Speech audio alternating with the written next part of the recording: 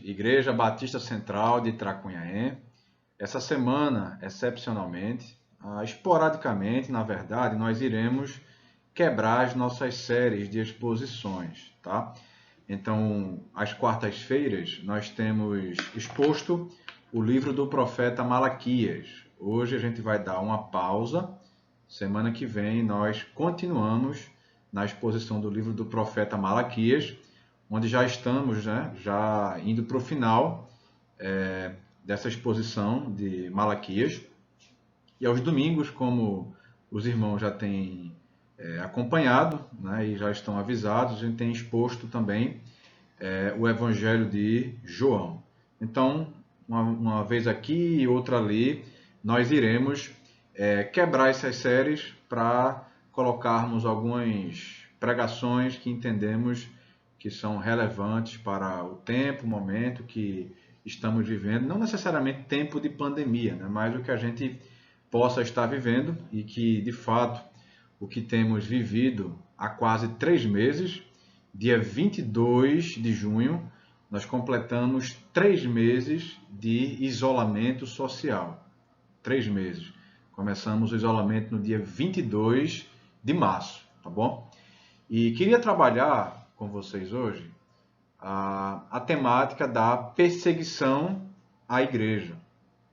Aí você pode pensar, e a igreja, por acaso, está sendo perseguida? Pois bem, essa é uma pergunta discutível. Essa é uma pergunta discutível.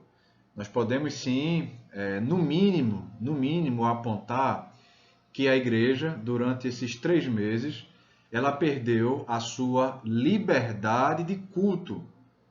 Porque o que nós fazemos online não é culto. O que nós fazemos online é estudo da palavra, pregação da palavra. Eu e alguns poucos, nós entendemos que, biblicamente, culto congregacional, por natureza, se faz necessário o ajuntamento físico. Então, nós não temos a intenção de transmitir cultos, nem tampouco ceia, muito menos ceia, pior ainda, batismo online, tá? Então, a nossa intenção é fazer estudo e pregação da palavra. E isso, durante essa pandemia, a igreja, de fato, perdeu a liberdade de culto.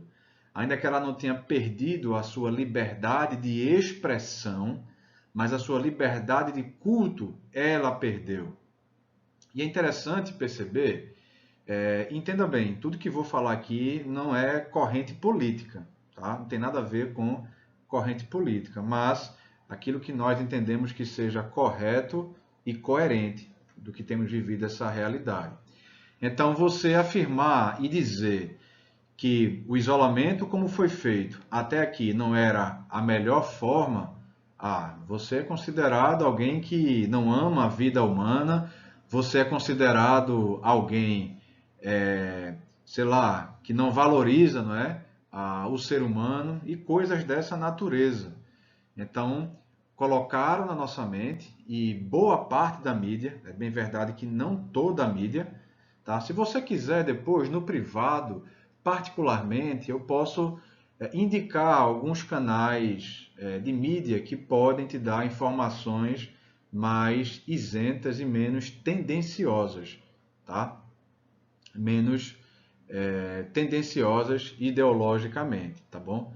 Mas a grande parte da mídia bombardeou a minha casa, bombardeou a sua casa, com a ideia de que se você não defende o hashtag Fique em Casa, você é um homicida, você é um monstro, enfim, e coisas dessa natureza. Não estamos aqui não defendendo a vida, de maneira nenhuma. A vida deve ser defendida, a saúde deve ser preservada, mas enfim.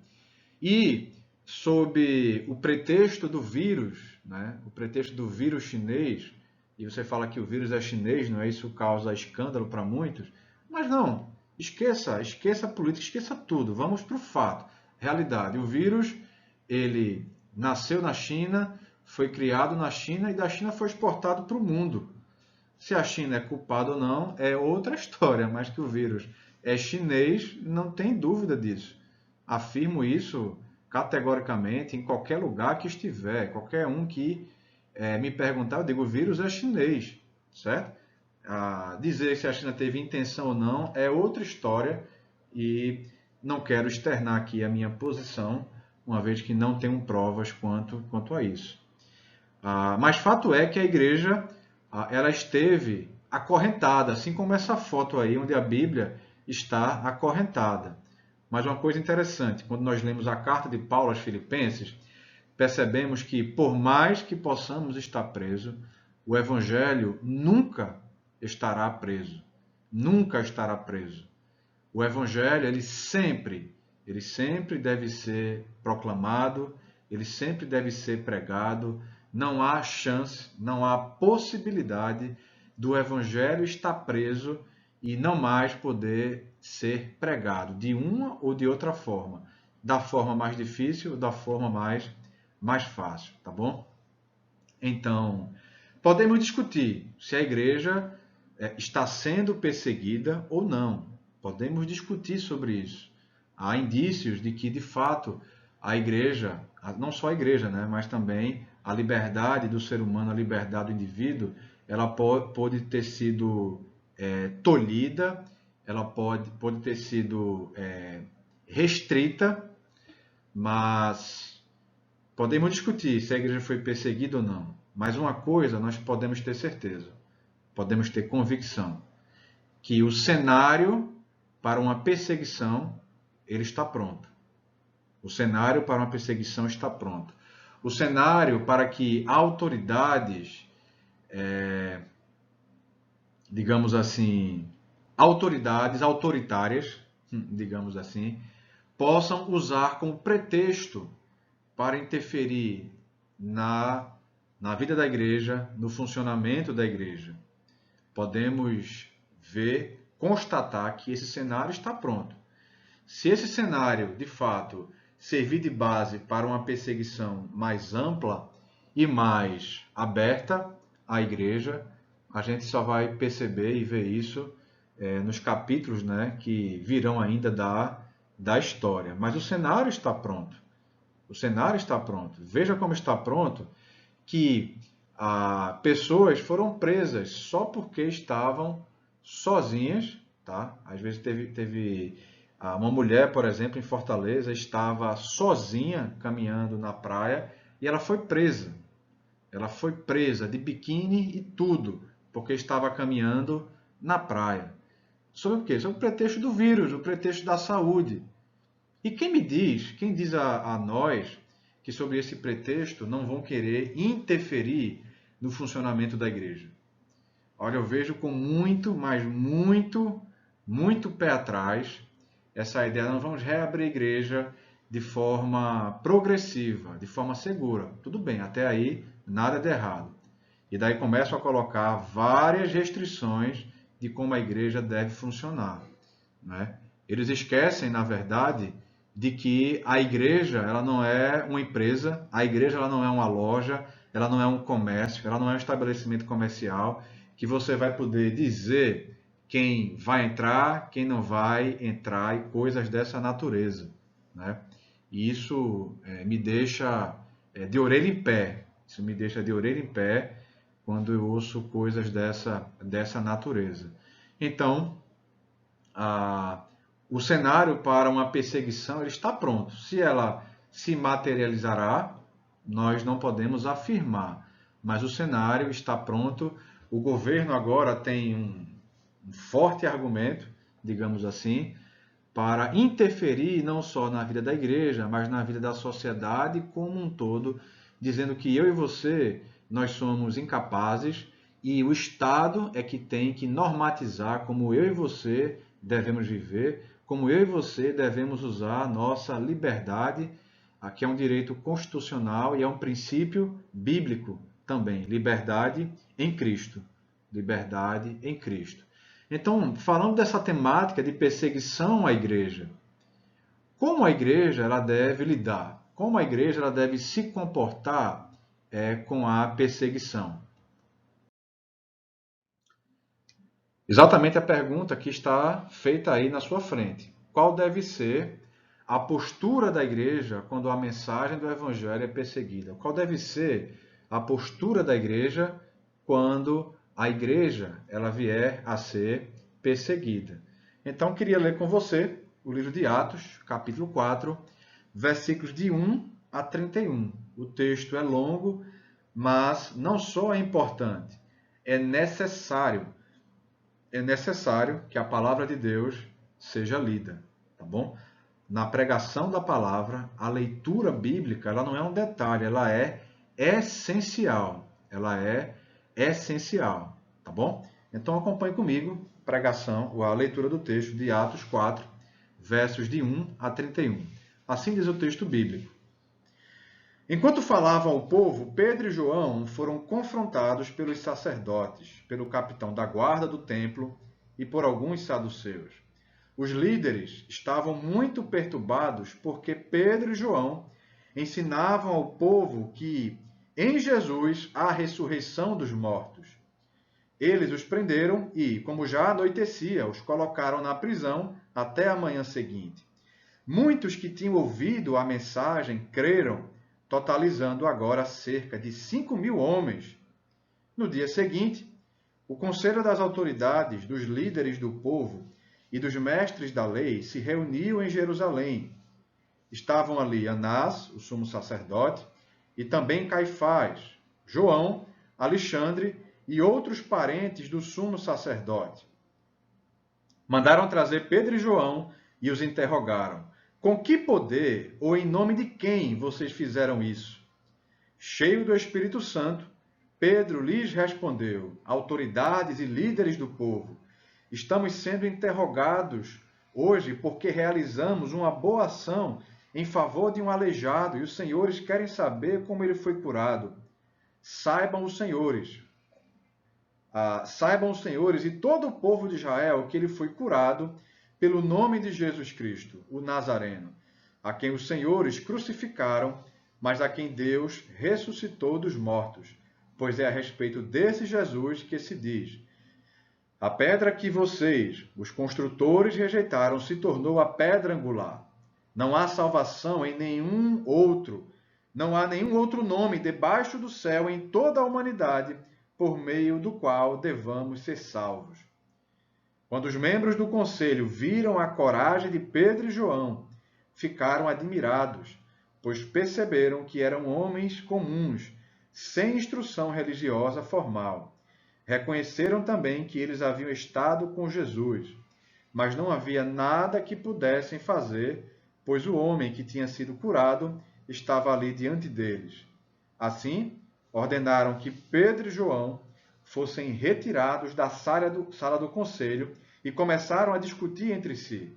Que faremos com esses homens? Perguntavam uns aos outros. Não podemos negar que realizaram um sinal, como todos em Jerusalém sabem. Mas, para evitar que espalhem sua mensagem, devemos adverti-los de que não falem nesse nome a mais ninguém. Então os chamaram de volta e ordenaram que nunca mais falassem nem ensinassem em nome de Jesus. Pedro e João, porém, responderam: os senhores acreditam que Deus quer que obedeçamos a vocês e não a ele? Não podemos deixar de falar do que vimos e ouvimos. Os membros do conselho fizeram novas ameaças, mas, por fim, os soltaram. Não sabiam como castigá-los sem provocar um tumulto, visto que todos louvavam a Deus pelo ocorrido. Pois o aleijado, que havia sido curado milagrosamente, tinha mais de 40 anos de idade. Assim que foram libertos, Pedro e João voltaram ao lugar onde estavam os outros irmãos e lhes contaram o que os principais sacerdotes e líderes tinham dito. Ao ouvir o relato, todos os presentes levantaram juntos a voz e oraram a Deus. Ó soberano Senhor, Criador dos céus e da terra, do mar e de tudo o que neles há, falaste há muito tempo atrás pelo Espírito Santo, nas palavras de nosso antepassado Davi, teu servo. Por que as nações se enfureceram tanto? Por que perderam tempo com planos inúteis? Os reis da terra se prepararam para guerrear. Os governantes se uniram contra o Senhor e contra seu Cristo. De fato, isso aconteceu aqui, nesta cidade, pois Herodes Antipas, o governador Pôncio Pilatos, os gentios e o povo de Israel se uniram contra Jesus, teu santo servo, a quem ungiste. Tudo o que fizeram, porém, havia sido decidido de antemão pela tua vontade. E agora, Senhor, ouve as ameaças deles e concede a teus servos coragem para anunciar a tua palavra. Estende tua mão com poder para curar, e que sinais e maravilhas sejam realizados por meio do nome de teu santo servo Jesus. Depois dessa oração, o lugar onde estavam reunidos tremeu, e todos ficaram cheios do Espírito Santo e pregavam corajosamente a palavra de Deus. Vamos orar rapidamente. Deus Todo-Poderoso, eu oro que o Senhor possa me usar como expositor da tua palavra. Ajuda-me a ser fiel às Escrituras. Ajuda-me a pregar de maneira bíblica, de maneira persuasiva, de maneira aplicativa. Oro que o Senhor possa falar aos corações da tua igreja, que o Senhor possa falar aos corações de qualquer um que possa ouvir essa pregação, que possam trazer entendimento a eles, ó Deus. Oro assim no nome do Senhor Jesus. Amém. Então, a partir de agora, vamos ver, com base no que a igreja, no que o apóstolo Pedro, a maneira como eles reagiram à perseguição que começou a ser feita nesse contexto aqui. Primeiramente, nós temos o contexto da perseguição que você vai ver aí de Atos 4, de 1 a 7. Mas essa perseguição ela foi fundamentada sobre o quê? No dia anterior aos fatos do capítulo 4, lidos aqui, nesse momento, nós temos a cura de um aleijado. O apóstolo Pedro e o apóstolo João, por volta de 3 horas da tarde, eles tinham ido até o templo e na entrada do templo, em uma porta específica, chamada a Porta Formosa, havia um aleijado de nascença.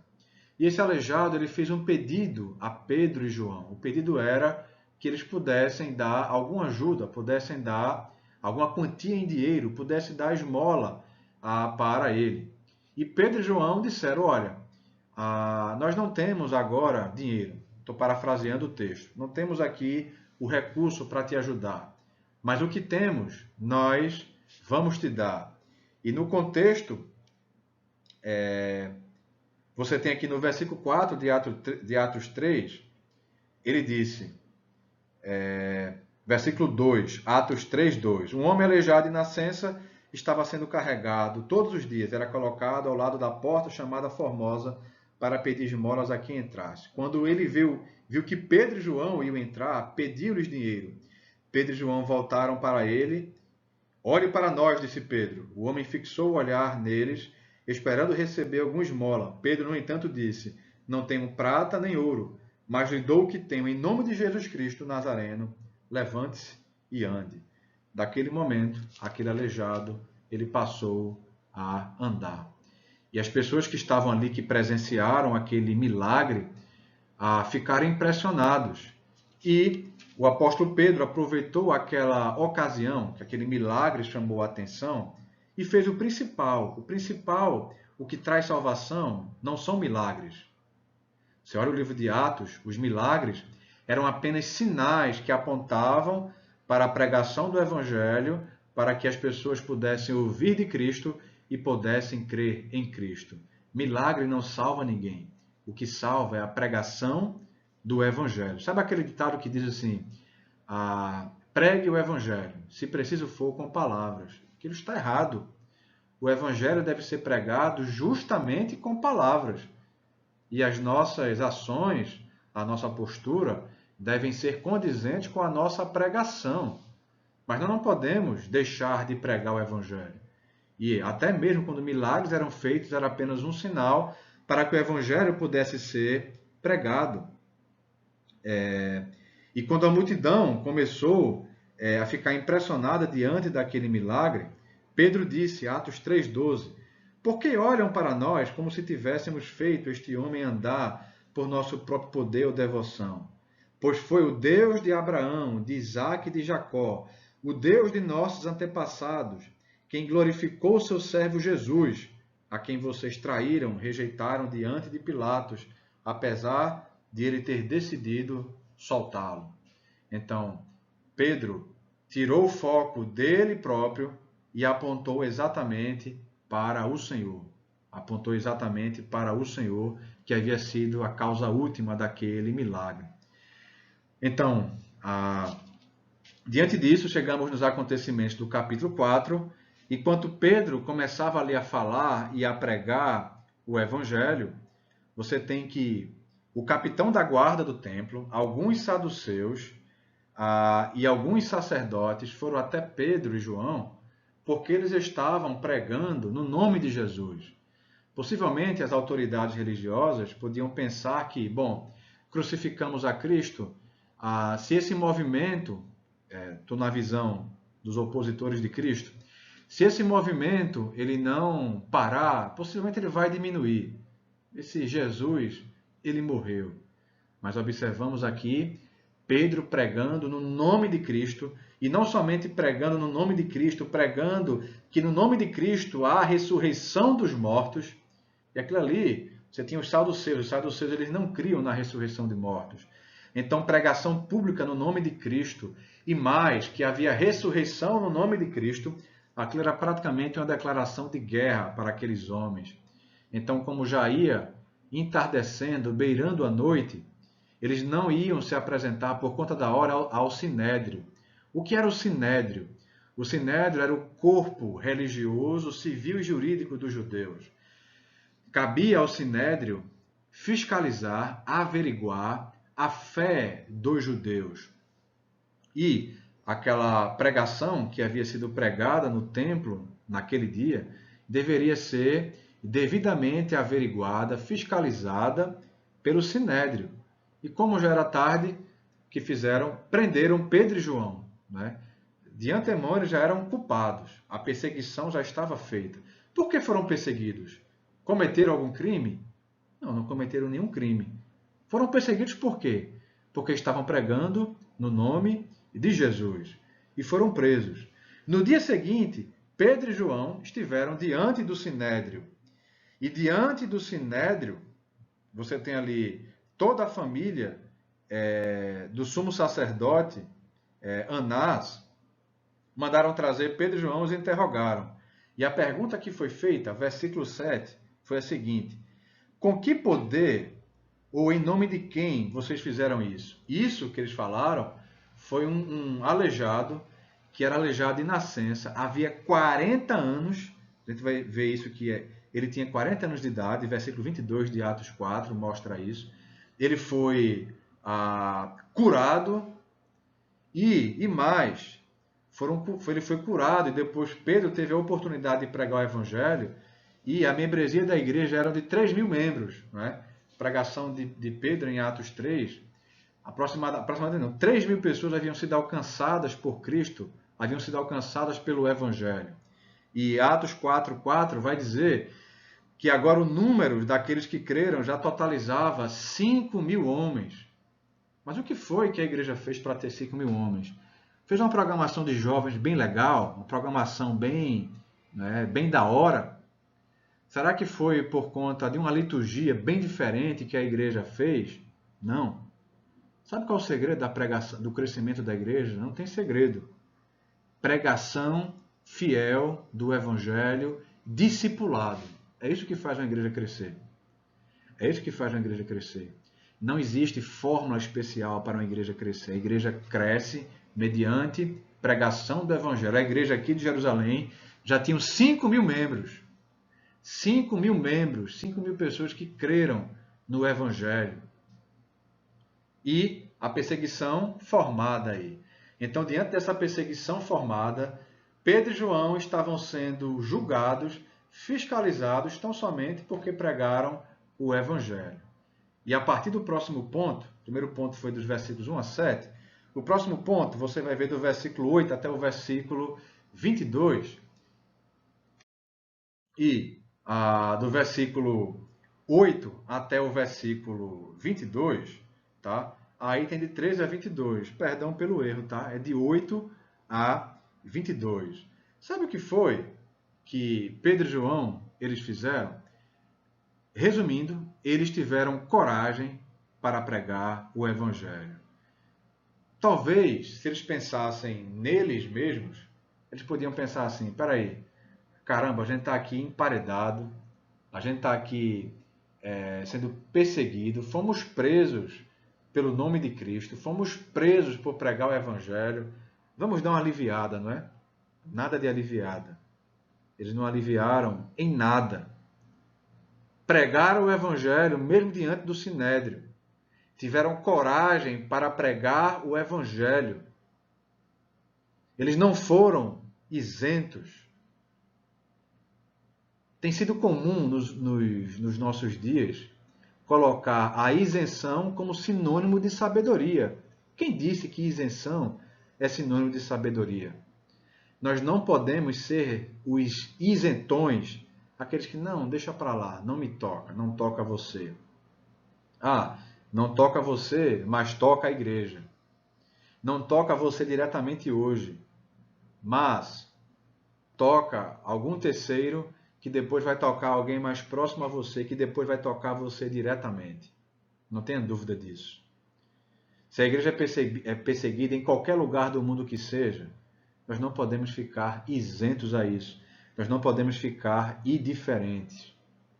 E, ainda que nós não tenhamos provado uma perseguição aberta, mas provamos um pouco que é viver restritos na nossa expressão de culto ao Senhor. Tivemos essa experiência. Não foi uma experiência boa. Não foi uma experiência agradável. E tem um ditado que diz que quando o governo ele avança, ele não gosta de recuar, né? Então o governo ele gostou. Muitos governantes aí tiveram a síndrome de tiranete, né? De serem tiranos. Gostaram, possivelmente. Quem garante que não ficaram, né, com água na boca e não querem ficar só no aperitivo, né, de invadirem, né, um pouco mais a vida do cidadão? E quem não diz que eles vão entrar na vida da igreja? Não importa o que vai vir. O que importa é que nós devemos ter coragem para pregar o Evangelho. Interessante perceber que essa palavra coragem ela é dita aí pelo menos 3 vezes em Atos capítulo 4, de 1 a 31. Versículo 13, versículo 29 e versículo 31. Falam de coragem. Coragem para pregar o Evangelho, mas a pregação do Evangelho ela não pode excluir a pregação de denúncia, a pregação de confrontar pecados, de apontar o erro. Nós não podemos pregar o Evangelho sem falar do pecado, meus irmãos. Isso não existe. O Senhor Jesus não fez isso. Os apóstolos não fizeram isso no livro de Atos. Você vai para a exposição dogmática, doutrinária do Evangelho em Romanos 8. Paulo não fez isso, por que nós vamos fazer? Ah, mas isso é uma mensagem que as pessoas não gostam de ouvir, certo? Mas é a verdade. A verdade é sempre melhor, ainda que não seja a mais aceita. Mas a verdade é sempre melhor. Pregar, denunciando o pecado, mostrar o erro, falar de pecado, que as pessoas são pecadoras e que elas precisam se arrepender dos seus pecados, que elas estão vivendo de uma forma que não agrada a Deus, nós não podemos fugir dessa mensagem. Pedro e João, nas piores circunstâncias aqui, não fugiram. Ainda que Pedro só faltou perjurar, só faltou prometer e dizer: olha, eu não sou seguidor de Cristo, antes de ser batizado com o Espírito Santo. Mas o Pedro, que era batizado com o Espírito Santo, que era pleno do Espírito Santo, e você sabe que batizado com o Espírito Santo é todo aquele que crê. Então, se você crê em Jesus, você é batizado com o Espírito Santo. Então, Pedro, com a plenitude do Espírito, teve coragem para denunciar pecado.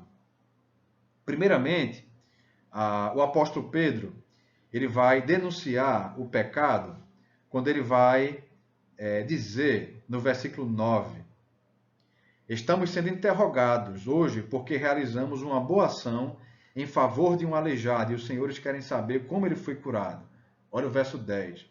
Saibam os senhores que ele foi curado pelo nome de Jesus Cristo, o Nazareno, a quem os senhores crucificaram, mas a quem Deus o ressuscitou dos mortos. Foi o que ele disse para as autoridades: vocês crucificaram Cristo, vocês pecaram. Ele não aliviou a mensagem e também não exagerou. Ele nem foi menos e nem mais. Pedro fez exatamente o que deveria fazer. Uma pregação do Evangelho deve falar e condenar o pecado, para daí, de fato, vir as boas novas. Pregação do Evangelho subentende-se pregação das más notícias primeiro, para depois vir as boas notícias do Evangelho. Então, falar que aqueles homens eram pecadores, aplicando esse conceito doutrinário de que eles eram pecadores, eles deveriam entender que eram pecadores. Pedro associou esse princípio doutrinário no contexto e na realidade que ele estava. E ele mostrou que aqueles homens eram pecadores, mostrando que foram eles que crucificaram o Senhor Jesus. E não foi a primeira vez que o apóstolo Pedro fez isso. Só aqui no livro de Atos foi a terceira vez que ele fez. Primeira vez, Atos 2, 36. Portanto, saibam com certeza todos em Israel que esse Jesus que vocês crucificaram, Deus fez Senhor e Cristo. Pedro não aliviou a mensagem de confrontação de pecado. Atos 3, versículos 13 a 15, diz: pois foi o Deus de Abraão, de Isaque e de Jacó, o Deus de nossos antepassados, quem glorificou seu servo Jesus, a quem vocês traíram e rejeitaram diante de Pilatos, apesar de ele ter decidido soltá-lo. Vocês rejeitaram o santo e justo em seu lugar, exigiram que um assassino fossem libertos. Mataram o autor da vida, mas Deus o ressuscitou dos mortos, e nós somos testemunhas desse fato.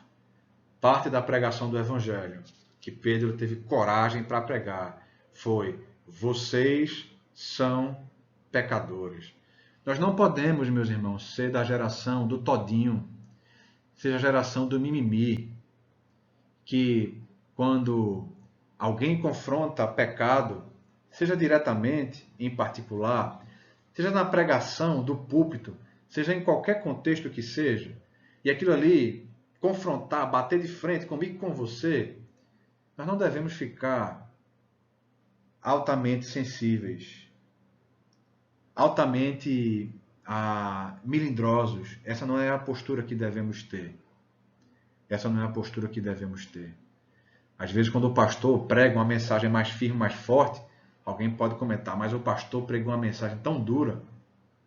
Quero usar das palavras do conceito de um grande pregador do século XX, chamado Martyn Lloyd-Jones.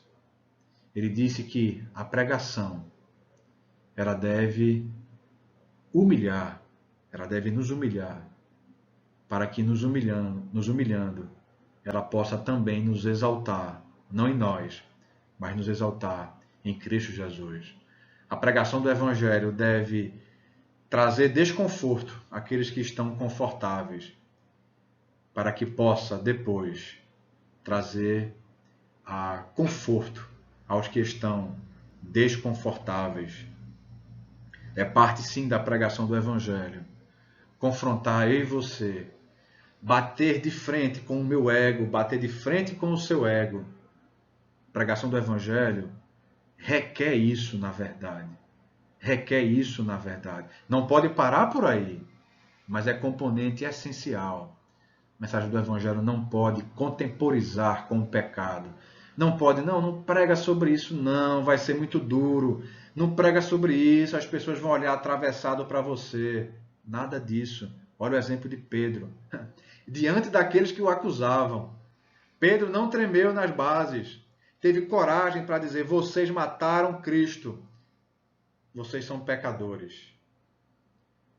Diante da igreja perseguida, diante da igreja, se for perseguida, nós devemos ter coragem intrepidez para pregar o Evangelho, para pregar e falar de pecado. Mas a mensagem do Evangelho não para no pecado. É interessante que dessa mensagem do pecado, no versículo 11, Pedro aplicou o Salmo 118, versículo 22, a eles. A pedra angular, que é bênção para a igreja.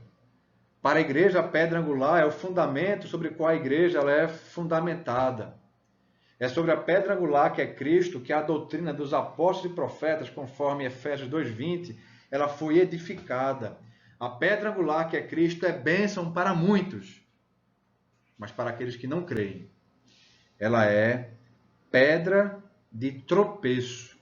Aqueles que rejeitam Cristo, é pedra de tropeço. Mas ele não parou na mensagem do pecado. A nossa pregação não pode parar no pecado. Ela tem que apontar necessariamente para Cristo. Eles queriam nome, não é? Versículo 7, eles queriam nome. Em nome de quem você fez isso? Eles sabiam qual era o nome. E Pedro repetiu qual era o nome. Versículo 12. Não há salvação em nenhum outro. Não há nenhum outro nome debaixo do céu, em toda a humanidade, por meio do qual devamos ser salvos. Tá bom. Eu vou falar em nome de quem aquele aleijado foi curado. Ele foi curado no nome de Jesus.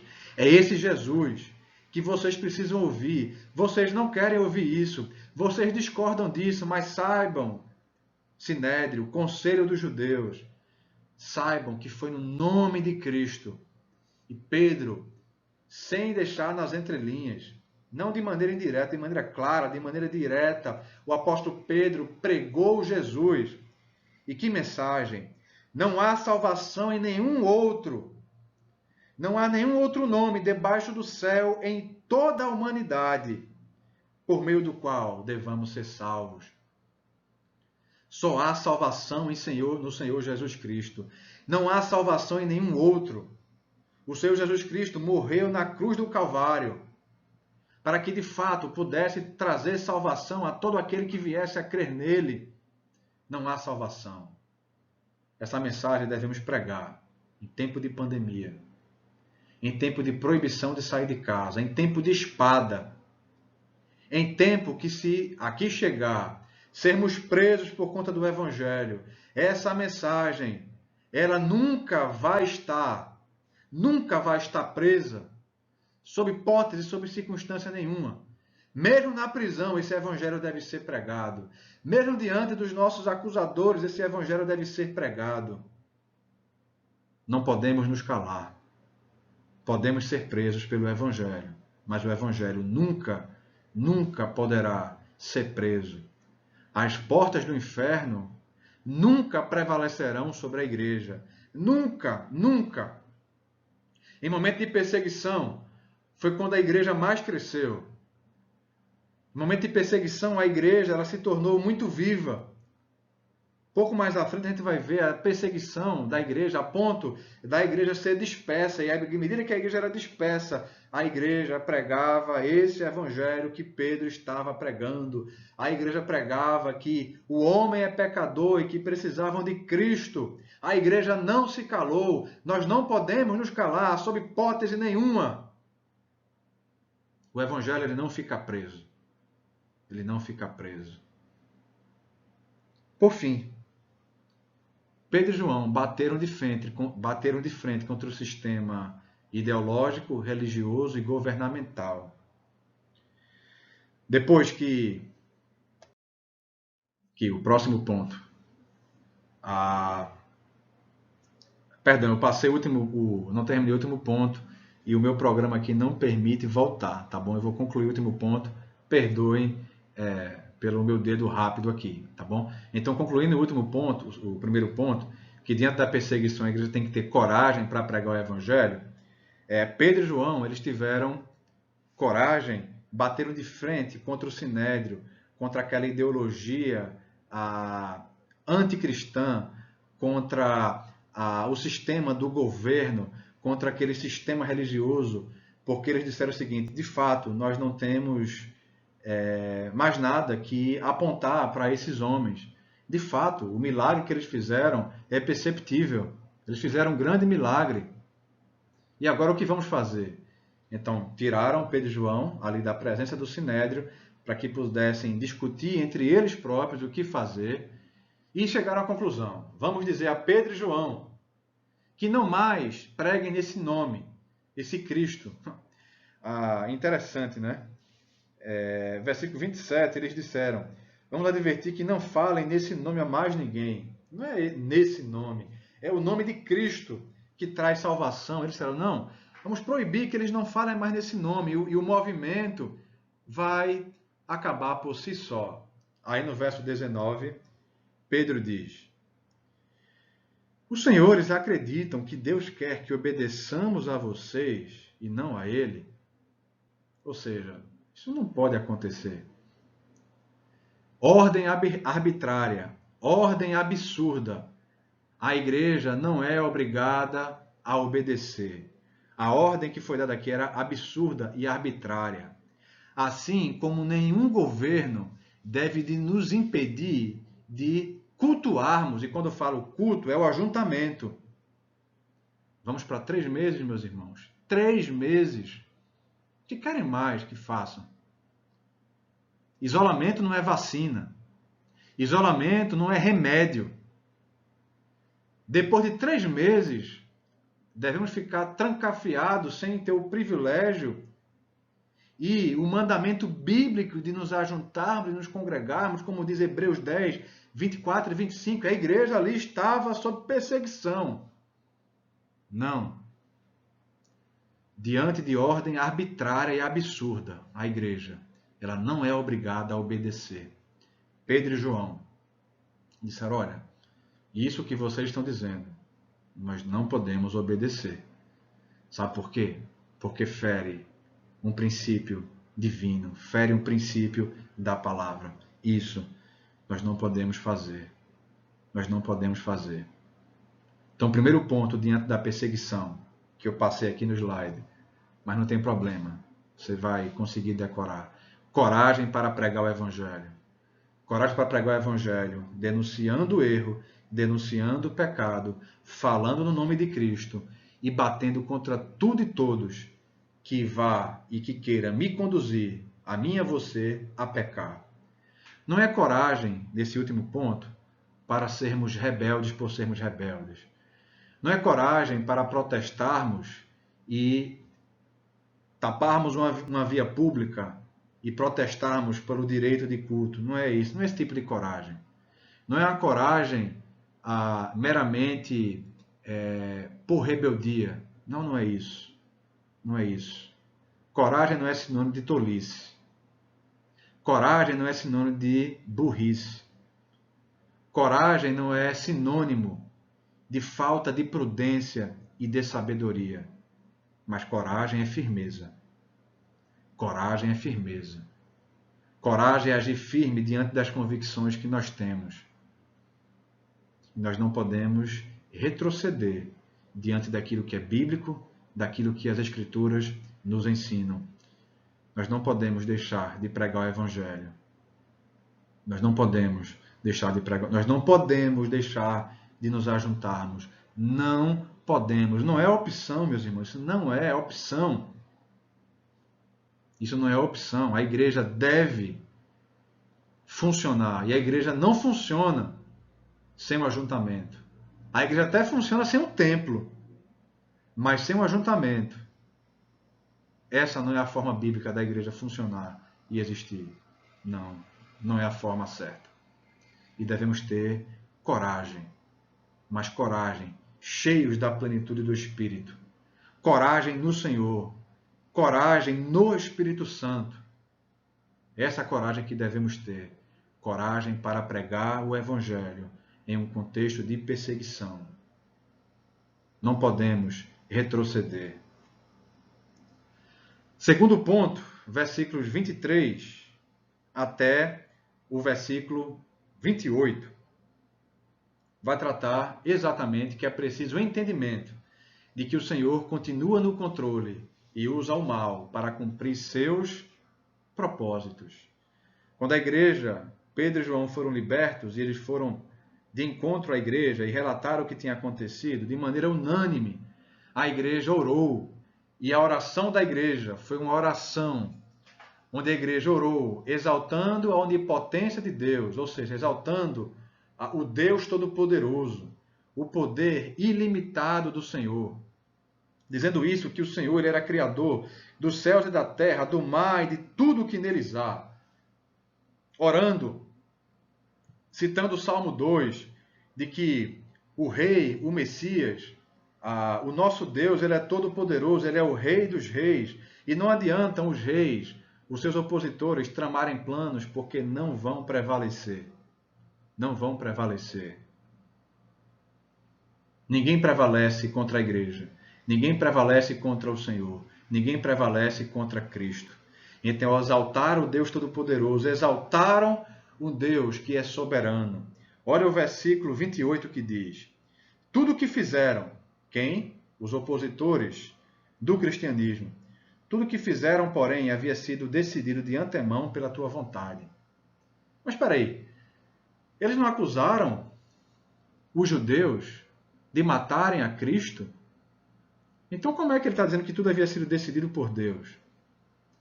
O que é que está certo? As duas coisas estão certas. Deus decidiu isso, mas os homens que mataram a Cristo, os judeus, eles não são inocentados. É uma verdade sobrenatural. Não há como entender racionalmente. Há como entender sobrenaturalmente. É uma verdade que ultrapassa o nosso entendimento. E sabe qual é o princípio? Deus não é o autor do mal. Ele culpa aqueles que promovem o mal, mas ele usa o mal para cumprir com seus propósitos. O mal está na coleira do Senhor. O Senhor estica aquela coleira até onde ele quer. Quando ele quer puxar a coleira, ele puxa. O mal não acontece fora da vontade do Senhor. O mal acontece debaixo da soberania de Deus, e Deus usa o mal, ainda que não seja o criador dele, o autor dele, e puna e discipline aqueles que o promovem, mas Deus usa o mal para cumprir com seus propósitos. A pandemia e o coronavírus foi exatamente a vontade de Deus, não tenha dúvida disso.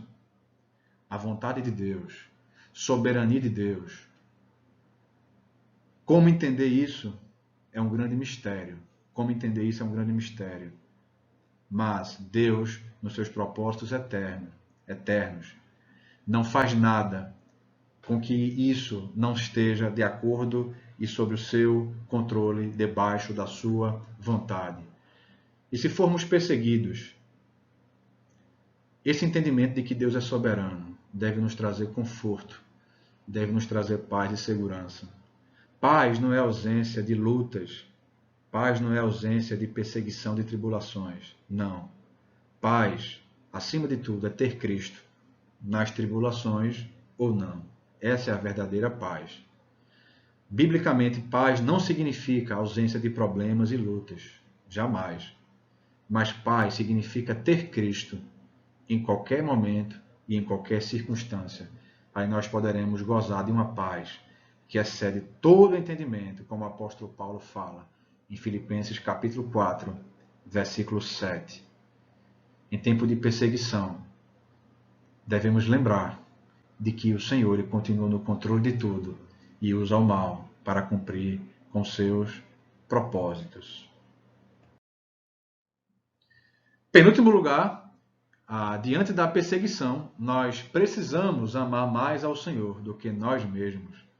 Como assim? Diante disso, olha como a igreja orou, verso 29. E agora, Senhor, ouve as ameaças deles e concede a teus servos o quê? Segurança? Concede a teus servos situações favoráveis? Concede a teus servos o que for melhor para eles? Não. Nada disso. A igreja não orou dessa forma. Concede aos teus servos coragem para anunciar a tua palavra. Irmãos, entenda o que aconteceu. Entenda o que aconteceu. Vamos colocar isso mais perto da gente. Imagina que dois irmãos nossos, da nossa igreja, dois membros da nossa igreja, foram presos porque pregaram o evangelho. Depois foram soltos. e chegaram lá na igreja, contaram tudo e, diante disso, contaram o que havia acontecido. É como se nós orássemos da seguinte forma: olha, nós não vamos orar, primeiramente, pensando na segurança deles. Não que não seja importante, não que a nossa segurança e o nosso bem-estar não seja importante, mas mais importante é o Senhor e a sua missão que Ele deixou para cada um de nós é mais importante do que nós mesmos. A igreja não orou aqui pelo que fosse mais fácil para a igreja, para os servos. A igreja não orou que fosse melhor para os crentes. A igreja não orou pelo que fosse mais seguro para os crentes. A igreja orou para que eles pudessem ter coragem, firmeza, intrepidez para pregar o evangelho. Que oração difícil. Que oração difícil. Que Deus tenha misericórdia de nós, irmãos. Que oração difícil. Mas a nossa oração não é visando a nós, mas o que é certo. E o que é certo é que nós devemos amar mais ao Senhor do que a nós mesmos. Qual foi o segredo para tudo isso? Terceiro ponto, sobre perseguição, a igreja deve amar mais ao Senhor do que a nós mesmos. Mas qual foi o antídoto para isso? Como é que Pedro, João e a igreja pôde ter esse entendimento? Como é que Pedro pôde ter coragem para pregar o evangelho? Como é que ele pôde entender, não é?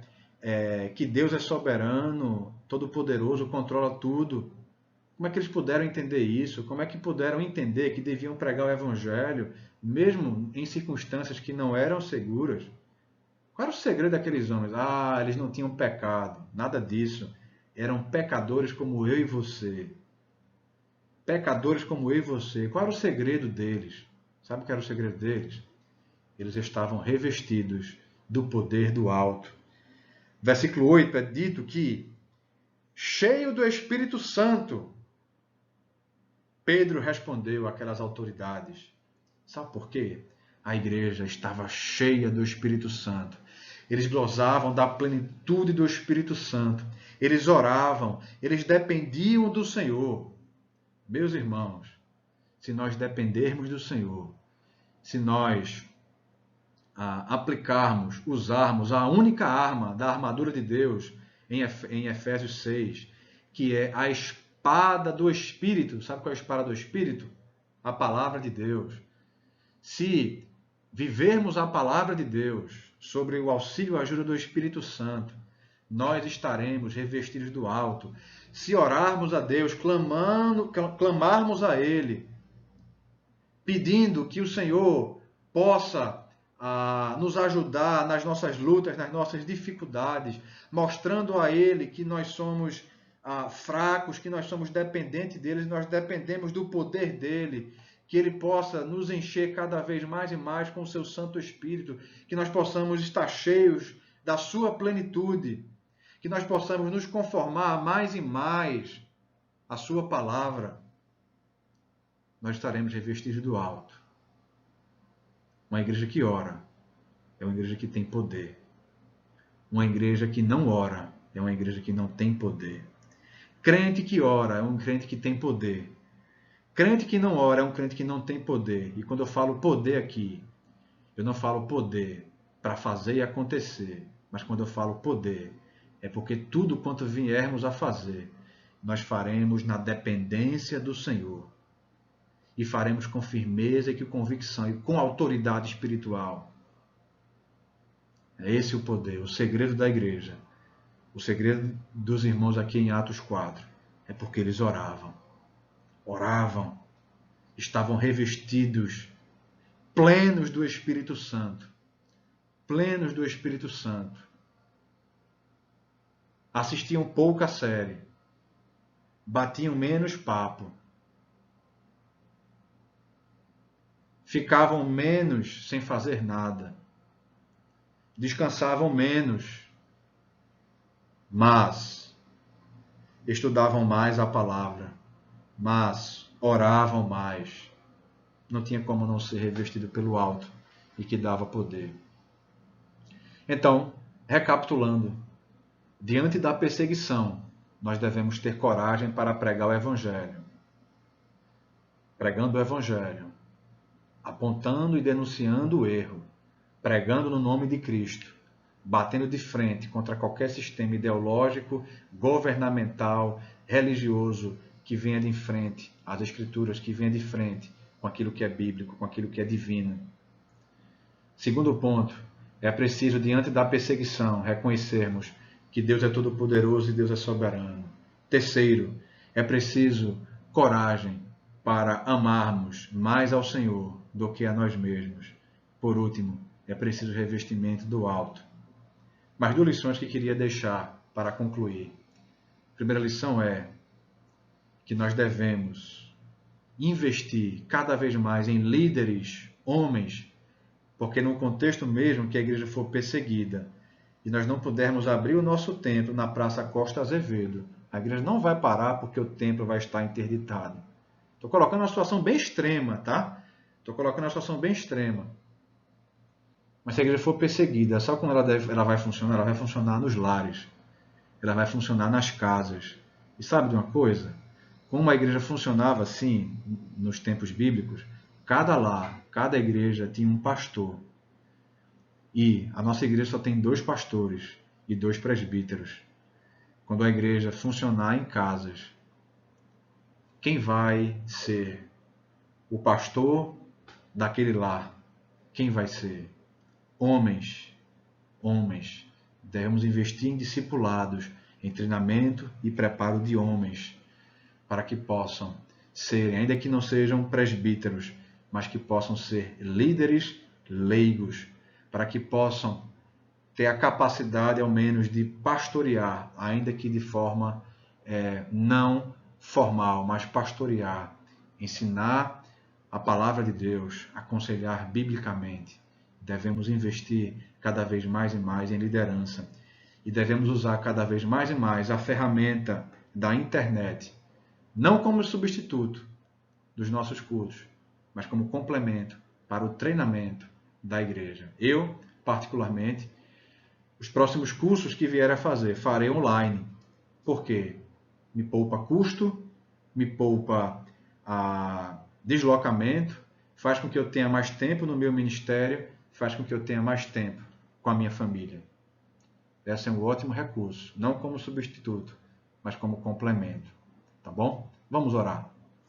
Deus Todo-Poderoso, é discutível se estamos ou não vivendo uma perseguição, mas a convicção é que o cenário está pronto para a convicção. A narrativa já está pronta, o argumento já está feito. E se viermos a, de fato, sermos mais e mais impedidos da nossa liberdade de culto, que até o momento é temporária, esperamos que seja temporária, mas se não for temporário, que nós possamos ter coragem para pregar aquilo que deve ser pregado, que possamos confrontar o erro, que possamos confrontar o pecado, que nós não venhamos a ficar calados e intimidados, que possamos pregar no nome de Cristo, que possamos pregar o Senhor Jesus, que possamos bater de frente, não por qualquer coisa, mas tão somente se ideologias, governos e religiões queiram bater de encontro às Escrituras, que nós possamos bater de frente contra essas perspectivas, que nós possamos reconhecer que o Senhor é todo-poderoso e soberano, que nós possamos amar mais ao Senhor do que a nós mesmos, que possamos ser corajosos, não na nossa própria força, mas corajosos no Senhor, que possamos amar mais a Ti do que a nós mesmos, que possamos buscar por dedo alto, que possamos orar mais, para que possamos nos conformar mais ao Senhor e não ao Senhor a nós, que possamos orar mais, para que seja menos de nós e mais do Senhor, para que possamos ter autoridade, para que possamos ter poder. Ajuda-nos, ó Deus, ajuda-nos, nos dê coragem para voltarmos a cultuar ao Senhor, nos dê coragem, nos dê firmeza, nos dê convicção. Oro assim no nome de Cristo Jesus. Amém. Meu querido irmão, que Deus abençoe sua vida, tá? Me perdoe pelas confusões que fiz aqui com o slide, faz parte, tá bom? Faz parte. quem ao vivo, né, tem esses detalhes aí, tá bom? Deus te abençoe e possivelmente, muito possivelmente, ainda no mês de junho, estaremos juntos, se o governo não se pronunciar até o dia 15. Nós planejaremos o nosso retorno ainda nesse mês de junho, tá bom? À disposição 24 horas de qualquer um de vocês. Deus te abençoe ricamente. Forte abraço.